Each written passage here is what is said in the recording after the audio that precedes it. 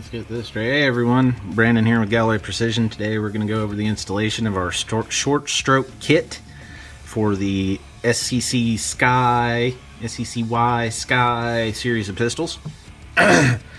First things first, let's go over tools you're going to need. You're going to need your shepherd's crook pick.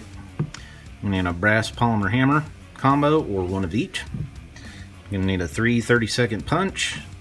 You're going to need an 050 Allen wrench. If you've bought our trigger installation kit, you'll need your VC3. Go ahead and pull your trigger out now at the beginning of the video. Take your trigger screws out, put the VC3 on, and then pause the video. Come back in 15-20 minutes. That's how long it takes for it to cure. You do not apply it directly to the trigger. You just put it on the screws, let it cure. If you're not using VC3, you'll need some blue Loctite. Alright, so let's go ahead and lock and clear. Oh, and your bench block. You're going to need your bench block. We are visually and physically empty, so let's go ahead and take the weapon down. Save your fingernail. Use your punch or your hook to pop out your takedown. Alright, so we're going to remove the slide, set it off to the side with our takedown. We don't need those. Take your bench block, flip it upside down to the flat part. And take our first the front frame pin out first. Use your 3/32.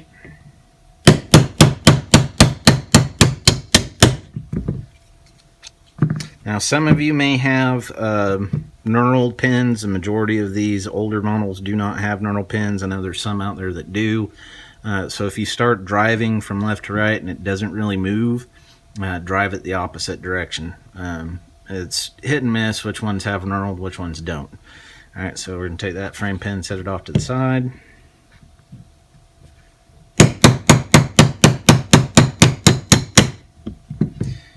Alright, that frame pin's out. Now, we're going to flip the grip frame upside down.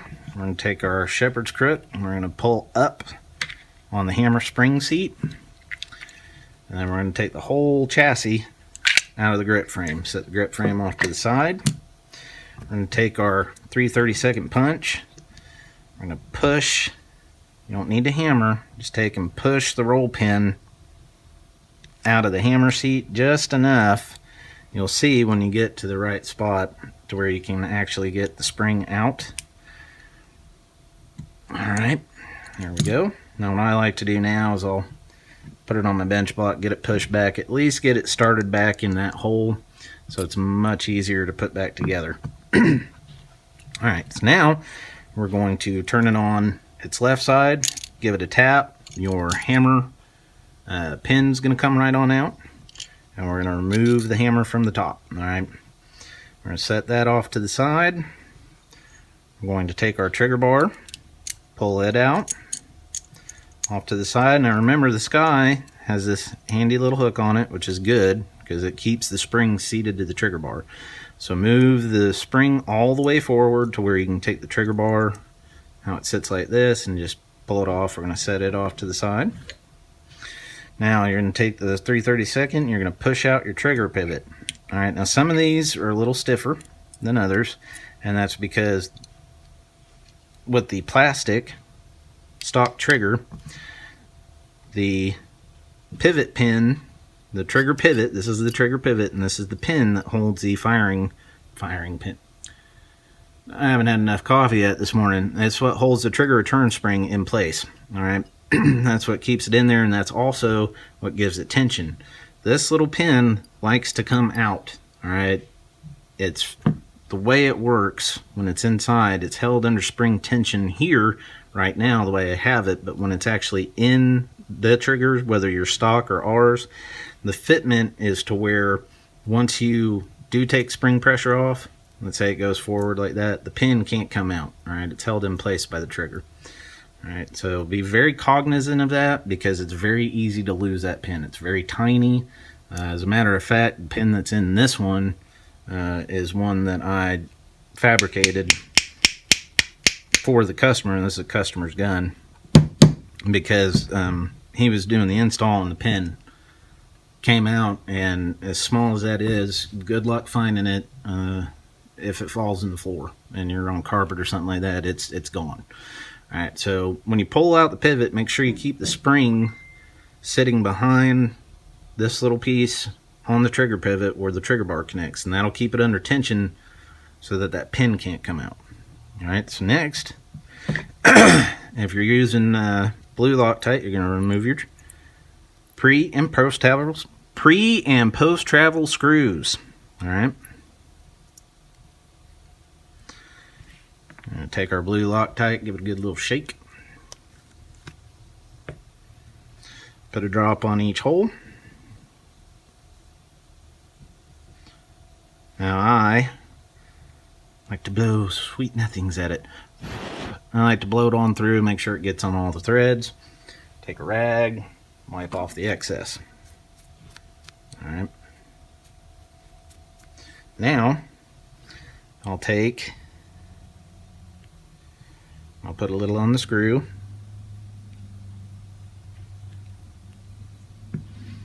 Go ahead and put the screw in once you've applied it to both the screw and the trigger. Again, once you get in there, what excess is pushed out from the front and back, wipe it off. You don't want the excess leaking into the inside, because then guess what? You're going to lock up the trigger and the chassis. Alright.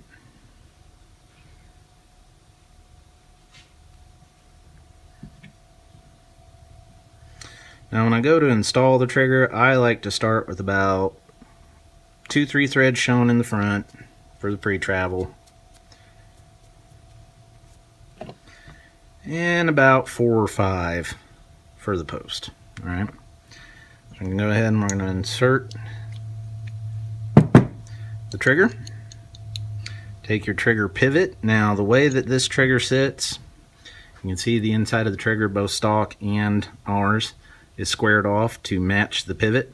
So when you put it in, if it's off a little bit and you're trying to jam this in there and it's not going, pull it back out and make sure that your orientation is correct to where it's square to square. Alright.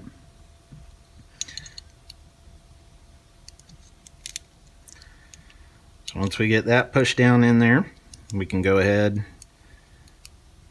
and just let the trigger return spring sit. Now we're going to take the hammer. Now the great thing about the new kit is that we've already got the hammer spring attached to the hammer when you get it. Okay, it is the same stock rate. Alright, and if you notice, it looks pretty much exactly the same. That's because it is the stock rate spring that we have made specifically for the Sky. Alright, so then you're going to take your hammer. You can see your hole in the chassis for the hammer spring to sit in. Now remember, when you're installing the hammer, the flat, it's kind of the opposite of what you would normally do. The flat piece does not go forward like you think it would. You notice if you try and put it in backwards, the hammer is not going to interact with the trigger bar at all. Cuts on this side. Because the way the hammer is designed, this is actually the strike surface. Alright, so make sure that you put it in correctly. I'm going to seat that. Now I like to kind of hold it like this, and notice I keep holding that spring in place just because I don't want the pivot to come out and lose our tiny little pin. So what you can do, make it a little easier, is flip it over, making sure you keep your finger over the trigger pivot so it doesn't come out. Get everything lined up, push the hammer pin in. Alright, ready to go back to this side and reinstall the trigger bar. I like to use the trigger bar when I can. If it's giving you fits, what you can do is just do that with your pin, your Allen wrench, your pick, any of them, just whatever you can get under there. Go ahead and install. See what I'm saying about it just wanting to come on out? Go ahead and install the trigger return spring.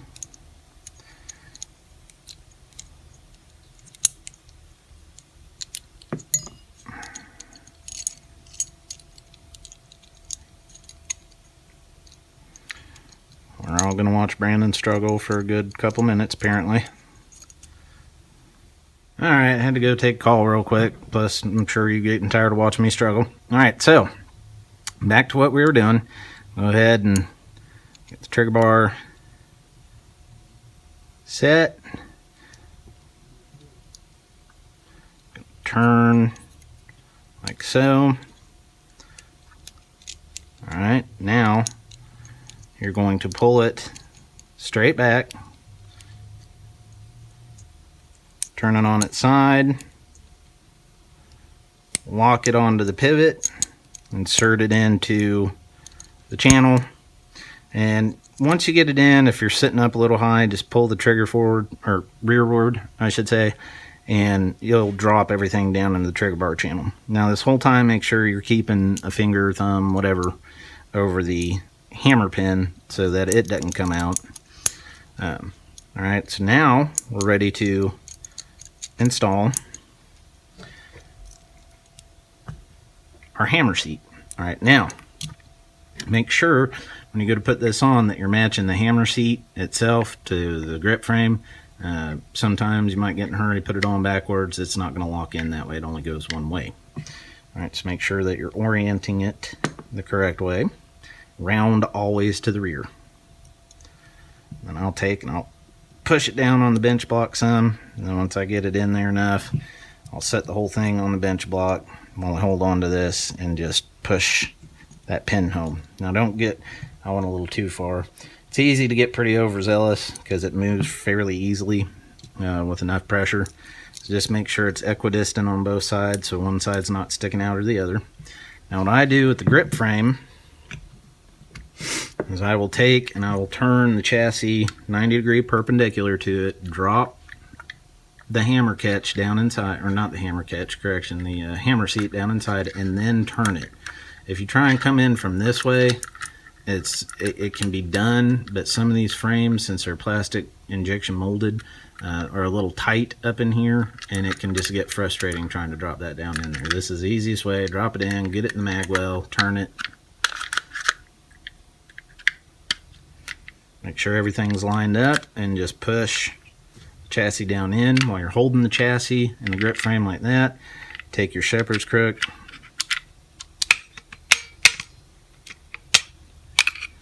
seat the hammer seat. Alright, so we know everything. That's a minimal function test. Do not contact me saying, I did the function test, now the trigger doesn't work. It won't double action without the slide on, okay? Plus, we're not completely put together. We're just doing that to make sure that everything's installed correctly right now. Now we're going to finish putting it back together and do a proper function test and adjustment of the pre and post travel screws. So get your Palmer hammer, drive the frame pins in. Now what I like to do is I'll take my 3/32 and I'll give it that last little tap to make sure that it's equidistant on both sides, because nothing hurts your hand more than you're going to shoot, and that little bad boy right there is just jamming into your thumb knuckle as you're shooting. Alright, so we'll get the other pin in.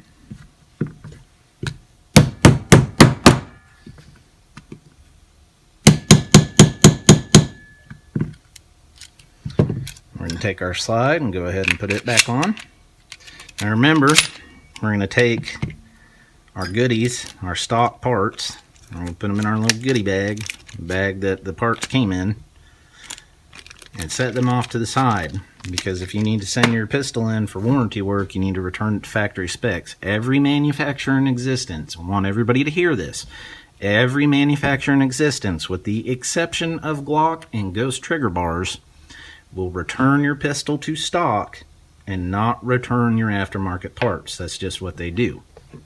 Alright, and it's an understandable thing from their point of view. It's easy for them to do, for one thing. They don't have to try and fit parts that aren't original, so on and so forth.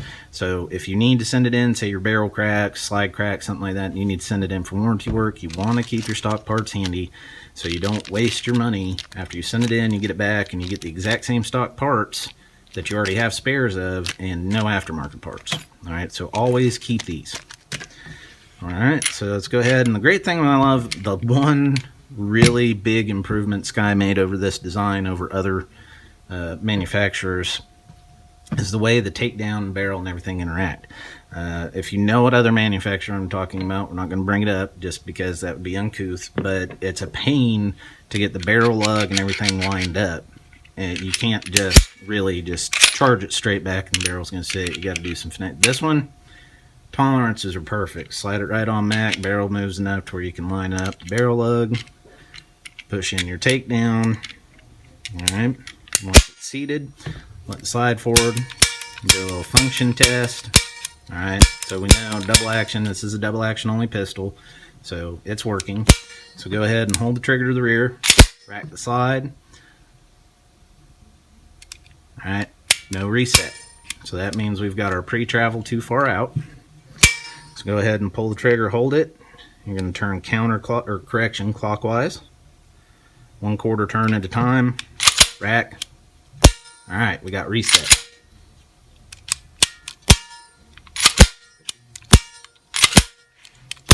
Now, we're going to cover another myth on these things here in a second.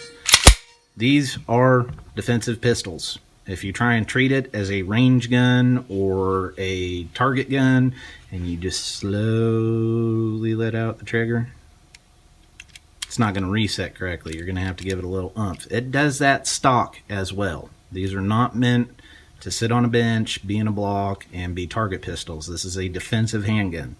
This is for pulling out of your pocket, shoot them in the chest and make them let go, and then shoot them in the mouth, make them regret it. All right? So, when you use it properly, functions correctly. All right? So we've got our pre-travel set. That's still a little iffy. So let's go ahead and go 1 more 1/4 turn clockwise, just to be safe. And there you go. All right. So that part's done. Now we're going to adjust the over travel. Now what you're going to do here is we're not even going to bother at first to turn, pull, turn, pull, turn, pull. Turn this thing out a lot. I'm talking 3, 4 good turns, 5, 6 turns maybe. Then pull. Alright, so the hammer's still falling. Just keep pulling. Turning, not pulling.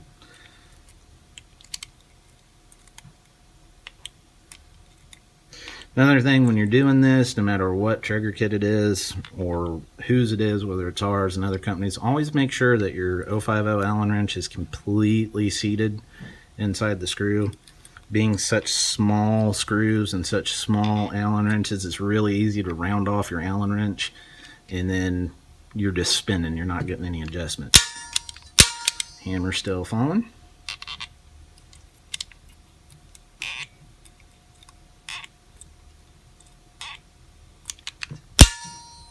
Alright, now what you may run into is on some of these, the shelf, if you've got your over travel adjusted too far out, it will stick to the shelf.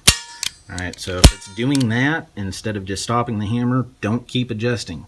What you're going to do is you're going to go from where it sticks and start backing it off 1/4 turn at a time.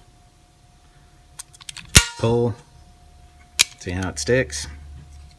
Another thing to do too is make sure that you're not that you're actually catching the plastic and you're not sticking because there's wet Loctite or VC3 on there.